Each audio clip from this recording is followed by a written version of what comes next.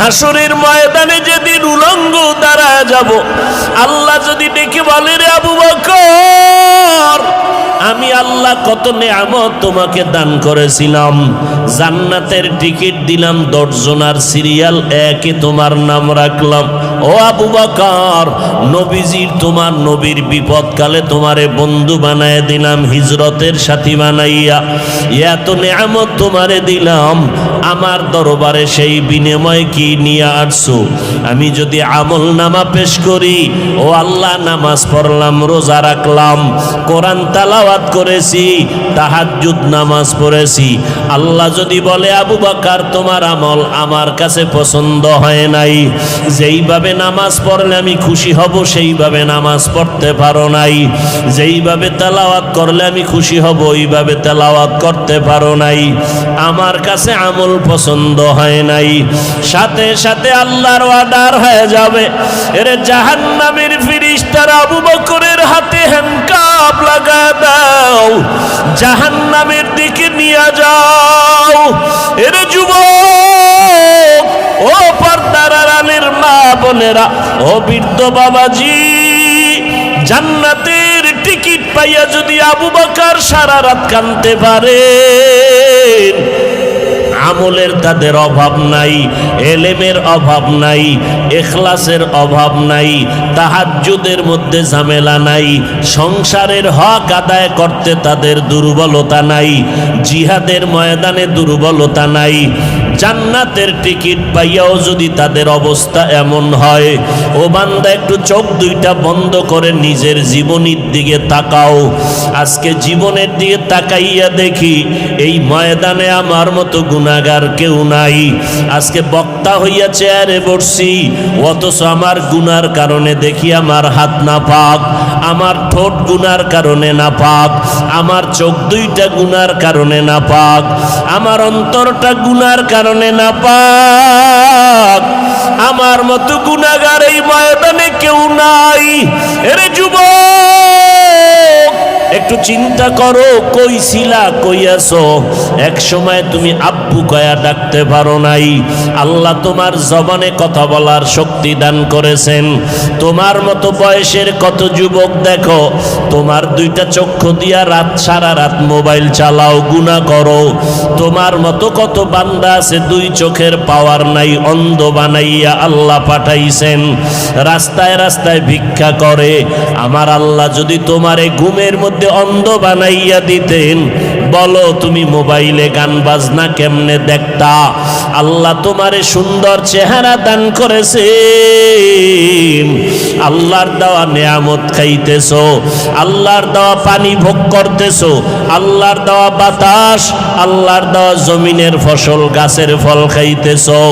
তোমারে যদি কেউ 5,000 টাকা দেয়, তুমি তার গুণগান গাও। তোমারে যদি একটা রিক্সা কিনিয়া দেয়, তুমি তার গুণগান গাও। তোমারে যদি একটা দোকান উঠাইয়া দেয় কেউ ব্যবসার জন্য, তুমি তারে জীবনে ভুলো না, তোমার চেয়ার ছাইরা তারে বসার জন্য আগায় দাও। আমার মাওলায় তোমারে দুইটা হাত দিছেন, বলো আল্লাহরে কে দিয়েছো? আমার মাওলায় তোমারে দুটো সুন্দর চক্ষু দান করেছেন, বলো এর বিনিময় আল্লাহকে কে দিয়েছো? আমার আল্লাহ তোমারে সুন্দর হায়াত দিয়েছেন, বলো আমার মালিকের কি দিয়েছো? আমার আল্লাহ তোমার জবানে কথা বলার শক্তি দান করেছেন, বিনিময় আল্লাহকে কি দিয়েছো? আল্লাহ দুটো হাত ভালো রাখছেন, বলো বিনিময় আল্লাহকে কি দিয়েছো? আল্লাহ তোমার আমার প্রয়োজনে সূর্যের আলো দিয়েছেন, বলো বিনিময় আল্লাহকে কি দিয়েছো? রাতের বেলা চাঁদের আলো দিয়েছেন, বলো আল্লাহকে কি দিয়েছো? আমার আল্লাহ জমিনের ফসল তোমার আমার জন্য কত সুন্দর করে দিয়েছেন, ভোগ করার জন্য তুমি আল্লাহকে কি দিয়েছো? আল্লাহ তো তোমার বাড়ি চায় না, টাকা চায় না, পয়সা চায় না। আল্লাহ তো বলে না ব্যবসা ব্যবসা বাণিজ্য লেখাপড়া চাকরি বন্ধ করে সারা রাত সেজদায় পড়ে থাক। আল্লাহ তো এটা চায় না।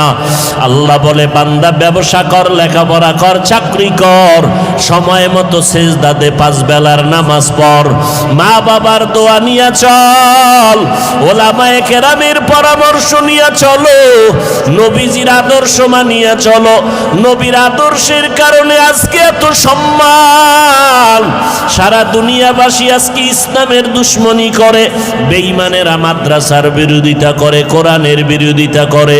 ও যুবকেরা, আমরা যারা টুপিওয়ালা দাড়িওয়ালা নামাজ পড়ি, পর্দা করি, হালাল খাই, বলো আমাদের স্বাধীনতা কোথায় নষ্ট হয়ে গেল? আমাদের খানাও বন্ধ হয় নাই, আমাদের চলাফেরার স্বাধীনতাও নষ্ট হয় নাই। আমাদের মতো দাড়িওয়ালা নামাজি ব্যবসা করে, অভাব নাই, চাকরি করে, অভাব নাই। তুমি কেন বলো নবীর তরিকা মানলে স্বাধীনতা চলবে না? বরং আমি চ্যালেঞ্জ করে বলবো, আমরা যারা নবীর তরিকা মানিয়ে চলি, আমাদের মতো সম্মানে জমিনে বর্তমানে কেউ নাই। আমরা যারা নবীর আদর্শ মানিয়ে চলি, আমাদের মতো শান্তিতে জমিনের মধ্যে কেউ নাই। তোমারে কোন শয়তানে ধোকায় ফেলে দিল, আজকে তুমি টুপি মাথায় দিতে চাও না, অথচ তুমি মুসলমান, আমিও মুসলমান। তুমি যে আল্লাহ মানো, আমিও সে আল্লাহ মানি। তোমার নবী আমার নবী এক, তোমার কোরআন আমার কোরআন এক। আমি টুপি মাথায় না দিলে লজ্জা পাই, আর তুমি টুপি মাথায় দিতে লজ্জা পাও। আমি দাড়ি কাটলে লজ্জা পাই, আর তুমি দাড়ি রাখতে লজ্জা পাও। আমি লম্বা পোশাকটা না পরলে লজ্জা পাই, তুমি লম্বা পোশাক পরতে লজ্জা পাও। আমি বেপর্দায় চলতে লজ্জা পাই, আর তুমি পর্দা করতে লজ্জা পাও। যেগুলো বেঈমানের চরিত্র ছিল, সেগুলো তুমি মুসলমানের মধ্যে ঢুকাইলা কেন রে বাবা? মনে মনে কি ভাবতেছো কোরআন মিথ্যা? পারলে একটা প্রমাণ দাও, এখন দাড়ি কেটে ফেলবো, নামাজ রোজা বাদ দিয়ে দিব। তুমি কেন? বড় বড় মনীষী, বড় বড় পণ্ডিতেরাও তো ভুল বের করতে পারে নাই। কিয়ামত পর্যন্ত কোরআনের ভুল বের করতে পারবে না। ওই কোরআন সত্য, ওই কোরআনে গুনাহ নিয়ে যারা কবরে যাবে তাদের জাহান্নামে ভুগতে হবে, তাও সত্য। নেক আমলওয়ালারা জান্নাত পাবে, কোরআনের ঘোষণা, তাও সত্য। জান্নাত এমন আরামের ঘর, আল্লাহ কোরআনে বয়ান করেছেন। আবার জাহান্নামটা কেমন ভয়ঙ্কর, আমার আল্লাহ তাও বয়ান করেছেন। গুনাহগার হইয়া যদি কবরের বিছানায় যাও, ওই কবরে তখন কে টাকাওয়ালা বাড়িওয়ালা খবর নাই, কে ধনী কে গরিব কোনো প্রশ্ন হবে না। আমাকেও 3টা প্রশ্ন, তোমাকেও একই 3টা প্রশ্ন করা হবে। রবের পরিচয় দাও, ধর্মের পরিচয় দাও, রহমাতুল লিল আলামিনের পরিচয় দাও। দুনিয়াতে যদি রবের গোলামি না করিয়া কবরে যাও, যারা রবের গোলামি করবে তারা জবাব দিবে রব্বি আল্লাহ। যারা ধর্ম ইসলাম মানবে তারা জবাব দিবে কবরে দীনি আল ইসলাম। যারা নবীর সুন্নত অনুযায়ী চলবে তারা নবীরে দেখিয়া চিনবে। নবী বলেন, আমার আল্লাহ গাইবি আওয়াজ দিয়া বলবে, ও ফেরেশতা কবরে জান্নাতের বিছানা দিয়া দাও, আমার বান্দা আরামে ঘুমাবে, কেউ ডিস্টার্ব করবে না। আর যারা গুনাহগার হইয়া কবরে যাবে, এদেরকেও যখন প্রশ্ন করা হবে তারা জবাব দিতে পারবে না, শুধু আফসোস করে বলবে, হা হা লা আদরি, আমি কিছুই জানি না, কিছুই জানি না। আল্লাহ রাগান্বিত হয়ে বলবে, ফেরেশতাই নাফরমানকে ধর, এর কবরে জাহান্নামের আগুন জ্বালাইয়া দাও। একটা না, দুইটা না, 70 থেকে 99টা সাপ কবরের মধ্যে জাহান্নামের আগুন। আল্লাহর অর্ডার হবে, ওরে কবরের মাটি, এই গুনাহগারের 2 দিক থেকে জোরে জোরে চাপ দাও। এত জোরে চাপ দিবে পাজরের হাড় চুরমার হয়ে যাবে। ও যুবক, এখনই কি গুনাহ ছাড়বা না? মানুষ তো শখ করিয়া অনেক সময় অনেক অন্যায় করে। তোমার মনের শখ লাগাইয়া দাড়ি রাখলা না কতদিন, এখনো কি তওবা করবা না? দুনিয়াতে যত বড় বড় বুজুর্গদের নাম আপনারা শুনেছেন, খাজা মঈনুদ্দিন চিশতি আজমিরি, বড় পীর আব্দুল কাদের জিলানী, বাইজিদ বুস্তামি, জুনায়েদ বাগদাদি, সিলেটের শাহজালাল রহমাতুল্লাহ আলাই, শাহ পরান, শাহ মখদুম, শাহ আলী, খানজাহান আলী, এরপরে ফুরফুরা, জৈনপুরি, সারসিনা, চরমনাই, উজানি, বাহাদুরপুর, এই যত নাম বললাম,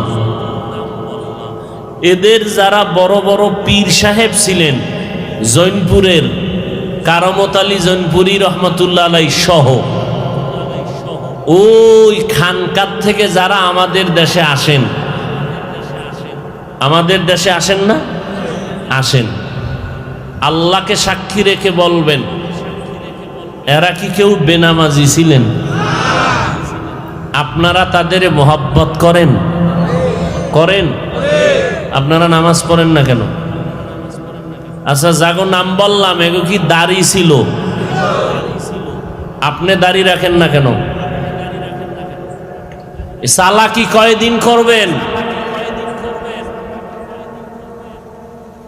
এই ধোকাবাজি করে কয়দিন চাপাবাজি করে খাবেন?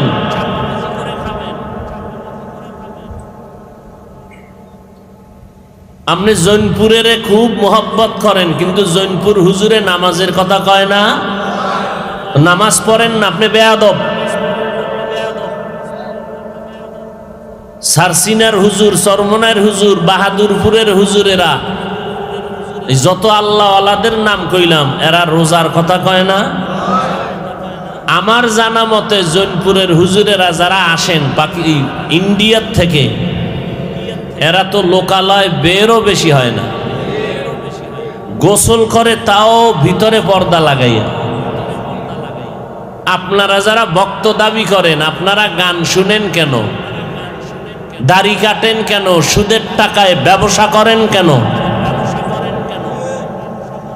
কি চালাক বাঙালি, মাস্তান মাস্তান ভাব। এই মাস্তানি তো দুনিয়ায় চলবে না, কবরের ভিড়া তো আছেই। যারা নামাজ পড়ে না, যারা দাড়ি রাখে না, যারা পর্দা করে না, যারা সুদ খায়, এই যত আল্লাহওয়ালাদের নাম বললাম, এরা সবাই তাদের দুশ্মন। এরা জৈনপুরের দুশ্মন, এরা ফুরফুরার দুশ্মন, এরা খাজা মঈনুদ্দিনের দুশ্মন, এরা বড় পীর সাহেবের দুশ্মন, এরা সমস্ত আহলে হক পীর মাশায়েখের দুশ্মন। এক নাম্বার ভক্ত আমরা, আমরা টুপিওয়ালা, দাড়িওয়ালা, পর্দাওয়ালারা। তবে আমরা চাপাবাজি করি না, চাপাবাজির অভ্যাস নাই।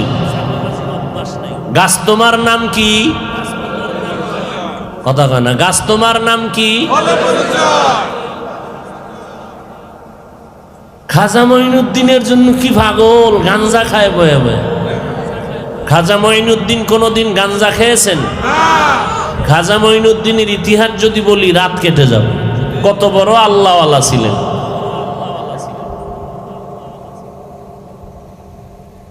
খুব কষ্ট লাগতেছে না যে এই ওয়াজ হুনার জন্য নিয়ে আমরা আইছি, এডি আসল ওয়াজ। এর সাথে যদি আবার ইসলামী আইন কায়েম কইরা জেলখানায় ঢুকায় রাখা যাইতো যে তওবা করবি, নামাজ আর ছাড়বি না, এরপরে মুক্তি দেওয়া হবে, তাহলে এটা ওই তো টোটাল টাটকা ওয়াজ। কোরবানি দিছে বিশাল বড় গরু,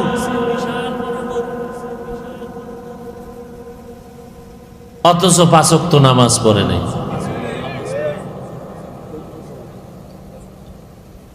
পয়গম্বর বলেন বাইনাল আবদি ওয়া বাইনাল কুফরি তারকুস সালাহ। কাফের আর মুমিনের মধ্যে ব্যবধান হলো নামাজ। বেঈমানেরা নামাজ পড়ে না, মুমিনেরা নামাজ ছাড়ে না। একটুখানি নেকের তরে রোজ হাসরের মাঠেতে বাবা ঘুরবে ছেলের পিছে, ছেলে বাবার আগেতে। আহাতে মন কঠিন দিনেতে নামাজ তোমায় ভুলবে না। ঠিকমতো পড়িলে নামাজ জান্নাত তোমার ঠিকানা। ঘুমের চেয়ে নামাজ ভালো আর তুমি ঘুমাইও না, ঠিকমতো পড়িলে নামাজ জান্নাত তোমার ঠিকানা।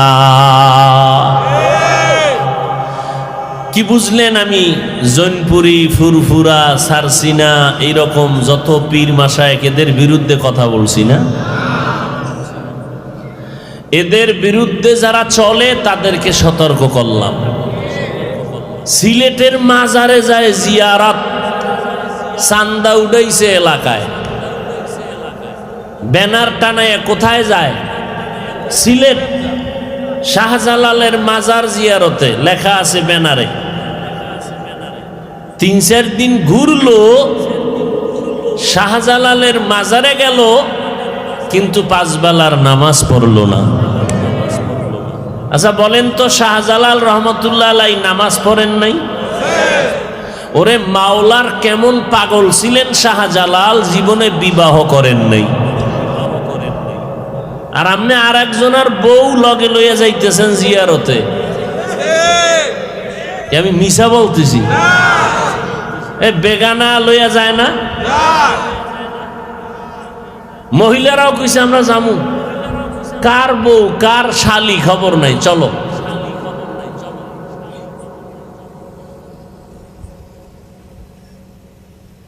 খাটিয়া পীর মাশায়েখের দরবারে যদি এই সমস্ত উল্টা পাল্টা চলে, তো খাঁটি দরবার পাবো কই? সিনেমা হলে ঢুকলে ওয়াজ মাহফিল শোনা যায় না? কথা বলেন না কেন? সেখানে গান, বেপর্দা, কথা ঠিক? তো পিসাবগ দরবারে যদি এগুলি চলে, তো সিনেমা হলে আর পিসাবের দরবারে ব্যবধান কি? অতএব আপনাদের এই যে আশরাফ আলী মৌলভী রহমতুল্লাহ আলাইহি বড় বুজুর্গ মানুষ ছিলেন, এর রেখে যাওয়া মোহাব্বত যদি ধরে রাখতে চান তাহলে সহি তরিকে একটা মাদ্রাসা করেন। ইনশাআল্লাহ আমি ওয়াদা দিয়ে গেলাম, আল্লাহ সুস্থ রাখলে প্রত্যেক বছর আসব। আমি বলছি সাব্বিরকে আগামীতে 2 দিন দিবি, 2 দিন দিবি, একদিন আমি আর একদিন অন্য অন্য অনেক বক্তা ভালো ভালো আলেম ওলামা রাখবো। এখন সাব্বির একা পারবে না, আপনাদের সহযোগিতা লাগবে না? সহযোগিতা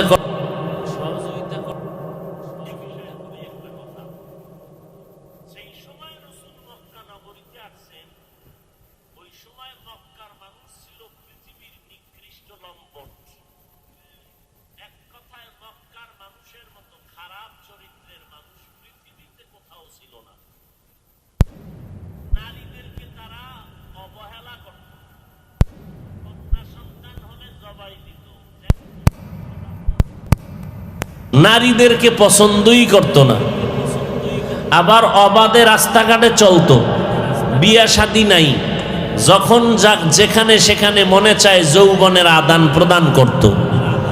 বর্তমান আল্লাহর ঘর বাইতুল্লাহর চারদিকে এরা তওয়াফ করত নারী আর পুরুষ উলঙ্গ হইয়া। ওরা কোরবানি দিত, পশুর রক্ত এগুলো বাইতুল্লাহর দেওয়ালে এভাবে মুছত, মনে করত কামিয়াব হয়ে গেছে। ঠিক সেই সময় আমার রসুল পৃথিবীতে আসলেন আব্দুল্লাহর ঔরসে মা আমেনার গর্ভ থেকে মক্কা নগরীতে। নবী আসা মাত্রই পরিবর্তন শুরু, 1000 বছরের প্রজ্বলিত আগুন নিভে গেল। আম্মাজান আমেনা বলতেছেন, মুহাম্মদ যখন দুনিয়াতে আসছে নার কাটা অবস্থায়, খতনাকৃত অবস্থায়, আমি আমেনা টের পাই নাই, কোনো রক্ত যায় নাই, কোনো ব্যথা অনুভব করি নাই। নবী আসছেন সেজদার হালাতে, এসে আল্লাহর শুকর আদায় করছেন। নবী জীবনে উলঙ্গ হন নাই। আমার নবীকে দিয়া আল্লাহ কিয়ামত পর্যন্ত পুরা দুনিয়াটাকে সাজাবেন ইসলামের লাইনে। এজন্য নবীকে ছোট থেকেই তৈরি করে নিছেন। আসার আগে বাবারে নিয়ে গেলেন, অল্প বয়সে মা হারাইলেন, 8 বছরে দাদা নাই। এর কিছুদিন পরে আবার চাচা আবু তালিব, সেও নাই। নবী নিঃস্ব, আপন যারা এখন আছে সব জানের দুশ্মন, পেলেই হত্যা করবে। কিন্তু রসুলের উত্তম আদর্শ দিয়ে খুবই অল্প টাইমে টোটাল পৃথিবীটাকে নাড়া দিয়ে ফেললেন। মক্কা নগরী এখন উজ্জ্বল নগরীতে পরিণত হলো। রসুলের আদর্শ এত উত্তম, নবী কাউকে গালি দেন না, নবী কারো বিরোধিতা করেন না, নবী কারো গালির জবাবও দেন না। একজনে গালি দিতেছে, নবী হাসতেছেন, পাশে ওমর বসা, মেজাজ গরম, নবী একটু ইশারা দিলে ওরে ভর্তা করে ফেলুন। নবী ইশারা দেন না, নবী বলেন গালি দেওয়ার তার অধিকার আছে, দিয়া যাক। পার্শ্বে আবু বকর, আবু বকর আর কত ধৈর্য ধারণ করবেন, দাঁড়ায় গেলেন, জবাব দিতেছেন। নবীর চেহারাটা আগে ছিল উজ্জ্বল, এখন মলিন হয়ে গেল। ইহুদি গালি দিয়া ইচ্ছা রকম চলে গেছে। আবু বকর বলে, নবী আমি দাঁড়ানোর পর আপনার চেহারা মলিন করলেন কেন? নবী বলেন, যতক্ষণ চুপ ছিলাম তুমিও চুপ ছিলা, রহমতের ফেরেশতা আমাদের পক্ষ হয়ে জবাব দিতেছিল। যখনই বিচারটা হাতে নিছো ফেরেশতা চলে গেছে, আমি মুহাম্মদ বড় কষ্ট পেয়েছি। নবী জীবনে গালি দেন নাই, গালির জবাবও দেন নাই। 63 বছর হায়াতে রসুল একটা মিথ্যা কথা বলেন নাই।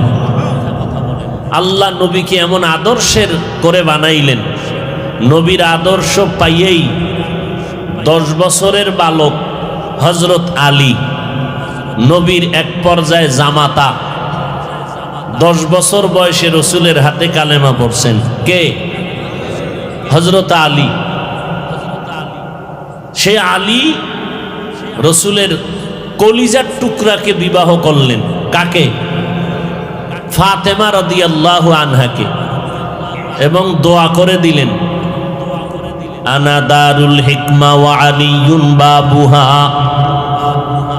আমি মুহাম্মদ দোয়া করে দিলাম, আমি হলাম হিকমতের ঘর, আর এই হিকমতের ঘরের দরওয়াজা বানায় দিলাম হযরত আলীকে। এক ইহুদি, একজন ইহুদি একবার ওমরে ফারুকের কাছে এসে জিজ্ঞাসা করে, তোমাদের মুহাম্মদের আদর্শটা কেমন? শুনি নাকি খুব ভালো আদর্শের। ওমর বলে, আমি তো 27 বছরের সময় কালেমা পড়ছি, তখন 39 জন মুসলমান মুহাম্মদের হাতে, আমি 40 নাম্বার, আমি ভালো কইতে পারুম না। তো কে বলতে পারবে? আলীর কাছে যাও। হযরত আলী 10 বছরেই কালেমা পড়ছে।